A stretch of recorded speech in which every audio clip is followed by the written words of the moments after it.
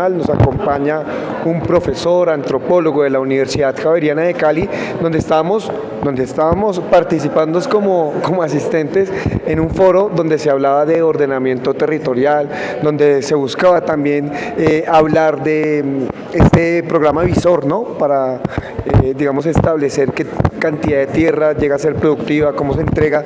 Profesor, queremos preguntarle cómo podemos, digamos que salir de ese espacio territorial en el que nos convocan para poder trabajar mancomunadamente como un territorio más grande, ¿no? Bueno, yo creo que es muy importante primero decir que las reformas agrarias no solamente en Colombia sino en el mundo son absolutamente necesarias porque el nivel de concentración de la propiedad a nivel mundial es altísimo y Colombia es uno de los países donde mayor concentración de la propiedad sigue existiendo. Entonces es importante generar y seguir generando procesos de formalización para el campesinado que ha habitado los territorios o las comunidades étnicas durante generaciones y que aún no tienen un título de propiedad y que son muy vulnerables a que en un país como que estamos en guerra, en conflicto armado, sin título de propiedad es, digamos, un poco tener la boleta más rápida para ser despojados, ¿no? Entonces es un primer elemento. Un segundo elemento tiene que ver con los ordenamientos populares y una reforma agraria popular.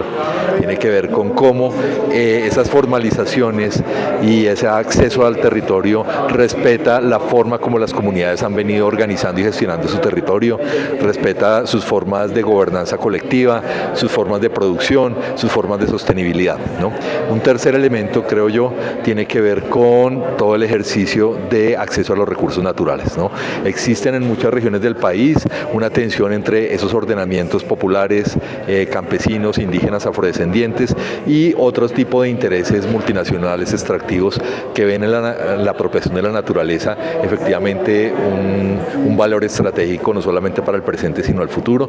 Entonces es importante salvaguardar esos territorios y esos recursos naturales para que el campesinado y las comunidades étnicas, que son las mayores productores de alimentos que consumimos, digamos, nos sigan manteniendo una relativa seguridad y soberanía nacional sobre la alimentación, ¿no? Entonces, digamos que hay una serie de elementos que están ahí, que son importantes y que ojalá que las reformas agrarias en nuestro país sigan ese camino de construirse de una manera popular, respondan a los intereses de los campesinos y los habitantes y claramente tengan ese enfoque de protección de los recursos naturales, pero no de acaparamiento para las, digamos, intereses ambientalistas, sino que el ambientalismo responda a cómo las mismas comunidades se han organizado para proteger su territorio.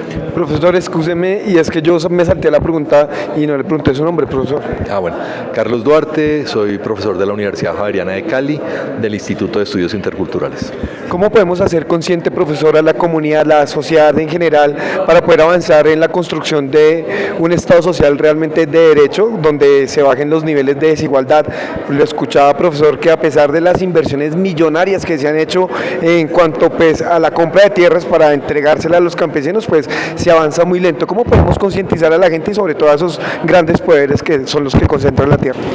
Bueno, lo primero que creo que es importante es que el mundo está cambiando y nos habíamos acostumbrado a un mundo en el que los alimentos tenían caminos larguísimos, ultraprocesados, venían de diferentes lugares del mundo y el mundo cada vez más se está volviendo, digamos, más inseguro para ese tránsito multinacional. Entonces cada vez más los países van a depender de sus propias reservas estratégicas para abastecerse de alimentos y en este país como Colombia somos muy afortunados, somos muy ricos en recursos naturales y en campesinado que aún es capaz de producir estos alimentos, pero si no les damos las garantías territoriales de propiedad para permanecer en su territorio, si no les damos seguridad sobre los precios, sobre los mercados, para que los campesinados puedan, digamos, vender sus productos sin estar sin hacerlo a pérdidas, y si no concientizamos al resto del país, sobre todo a los que habitan en las ciudades, que el campesinado es el que produce los alimentos y el bienestar del campesinado termina siendo el bienestar de todo el país, pues definitivamente vamos a ir a un camino que nos va a llevar hacia mayores niveles de hambre y hacia mayores niveles de crisis social en un país como el nuestro. Profesor, para terminar, le agradecemos mucho también por su tiempo. De pronto, ¿cuál sería su análisis o, digamos, se me va el término, ¿qué piensa hoy precisamente que estamos celebrando el año de Falsborda? ¿Cómo podemos hacer más participativa a la comunidad? Porque seguramente saben quiénes son los ganadores de los realities, de las novelas, de los partidos de fútbol, pero estamos desconectados de la historia pues que se vive, ¿no? Que se vive y que se ha escrito, como el centenario hoy de Falsborda, el padre de la sociología. Bueno, definitivamente es una fecha muy especial, no solamente para los científicos sociales, sino para aquellos que hemos tenido la fortuna de estudiar en la Universidad Nacional. Quizás uno de los científicos que mayor énfasis hizo en la construcción de una academia con la gente, ¿no?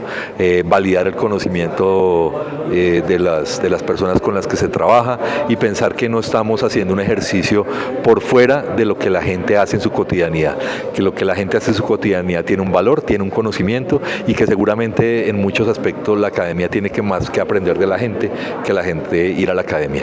Eso es muy importante y seguramente en este centenario de Falsborda pues vamos a recoger no solamente esa relación con las comunidades, sino también todo ese ejercicio de un conocimiento para qué, para la transformación social, que es quizás uno de los principales legados de la investigación acción participativa.